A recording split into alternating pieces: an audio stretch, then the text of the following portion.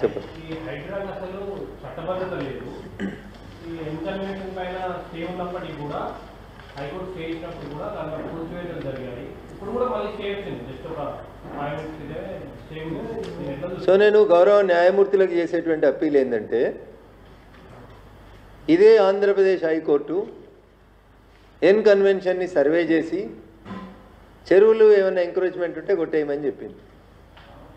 గౌరవ న్యాయమూర్తులకు నేను చేసేటువంటి అప్పీల్ ఏంటంటే, లంచ్ మోషన్లు ఆగమాగం వినకండి పిటిషన్స్ దయచేసి.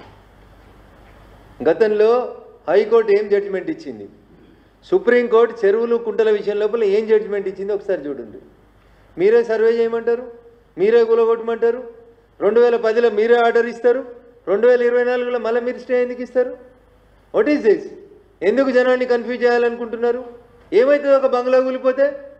నాలాలో పిల్లలు వాడి కొట్టుకపోయిన రోజు, నాలా కబ్జా అయిన రోజు మున్సిపల్ మంత్రిని రిమాండ్ చేయమని అడగలేని హైకోర్టు ఇలా ఎన్ కన్వెన్షన్ మీద స్టే ఎట్లు ఇస్తుందండి? ఎస్, యాజ్ అన్ అడ్వకేట్గా బరాబర్ అడుగుతా నేను, I have a right.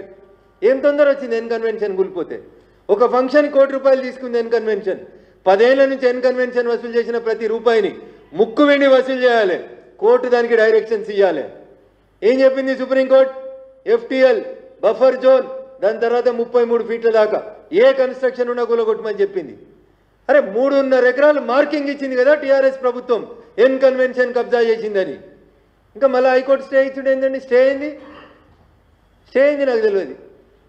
A court చెప్తే సర్వే చేసిరు? అదే హైకోర్టు చెప్పింది కదా. కొద్దిగా ఓపికగా చూడరు దయించి, చెరువులను పరిరక్షించుర్రి. పక్కన వాయనాడు కనబడ్డది, 2 ఏళ్ల కింద ఉత్తరాఖండ్ కనబడ్డది. దేశంలో ఎకలాజికల్ ఇంబ్యాలెన్స్ జరుగుతుంది. చెరువులు, కుంటలు, కొండలు, కోనలు, ప్రకృతి విధ్వంసం జరుగుతుంది. అయ్యా జడ్జిల్లారా, తొందర లేదు బంగ్లాలు కూలిపోతే కూలగొట్టని ఏంటి? దానికి చట్టబద్ధత ఉందా లేదా అని మీరు అడిగినారు కాబట్టి నేను జీవో 157 తీసుకొచ్చిన. Honourable high court of Andhra Pradesh in a writ petition filed in 2007 and 8 categorically said all the lakes of the Hyderabad should be protected. మళ్ళీ మీరు ఎందుకు స్టే ఇస్తారు? ఇంకా రిట్ పిటిషన్ నెంబర్ చెప్పమంటే చెప్తా జడ్జిలకి. ఇదే సగం సగం అడ్వకేట్లు సగం రిప్రజెంట్ చేసి ఆగం పోయి దాంట్లో తీసుకొచ్చి ఏదో ఒక ఆర్డర్ తీసుకొస్తున్నారు. Yes, writ petition number 9386 14,728 of 2007 and 20,072 of 2008. ఈ రెండిట్లలో హైకోర్టు జడ్జిమెంట్ ఇచ్చింది 2007లో 8లో. 2007లో 8లో చెరువుల్ని కాపాడమని సాక్షాత్తు ఆంధ్రప్రదేశ్ సర్వోన్నత న్యాయస్థానం తీర్పిస్తుంది. సుప్రీంకోర్టు చెరువులు ఎవడైనా కడితే నోటీసు లేకుండా కూలగొట్టమని చెప్పింది. ఎలాంటి నోటీసులు ఇవ్వద్దు అని చెప్పింది supreme court. All buffer zones, all FTLs should be demolished without any notice అని సుప్రీంకోర్టు చెప్పింది. దానికంటే పెద్ద కోర్టు ఏముంటుందన్న ఈ దేశంలో? దాంట్లో ఇంకా స్టేలు ఏముంటాయన్నా? బరాబర్ కూలగొట్టాల్సిందే, దాంట్లో నో సెకండ్ ఒపీనియన్. నేను అదే జడ్జిలో కూడా విజ్ఞప్తి చేస్తా ఉన్నా, మీరు అనుమతిస్తే నేను వచ్చి ఆర్గ్యూ కూడా చేస్తాను. 10 ఏళ్లలో మీరు డిస్మెటల్ చేసి డిమార్కెట్ చేసి కూలగొట్టమన్న తర్వాత వాళ్ళు సంపాదించిన ప్రతి రూపాయిని కట్టి గవర్నమెంట్కి, మున్సిపాలిటీకి.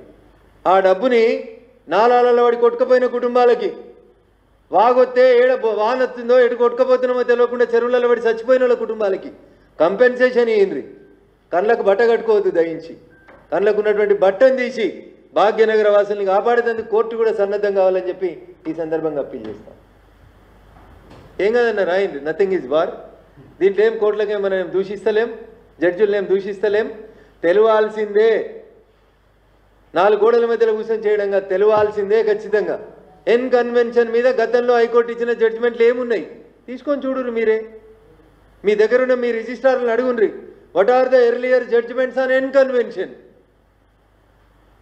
సర్వే చేసి డిమార్కెట్ చేసినాక డిస్మెటల్ చేయమనాలి, కానీ స్టే ఇచ్చుడు ఎందుకండి? ఎవరిని గౌరవించేందుకు స్టే ఇస్తున్నారు అంటే మీకంటే ముందు ఇచ్చినటువంటి జడ్జి ఇచ్చినటువంటి ఆర్డర్ని మనం వద్దందామా?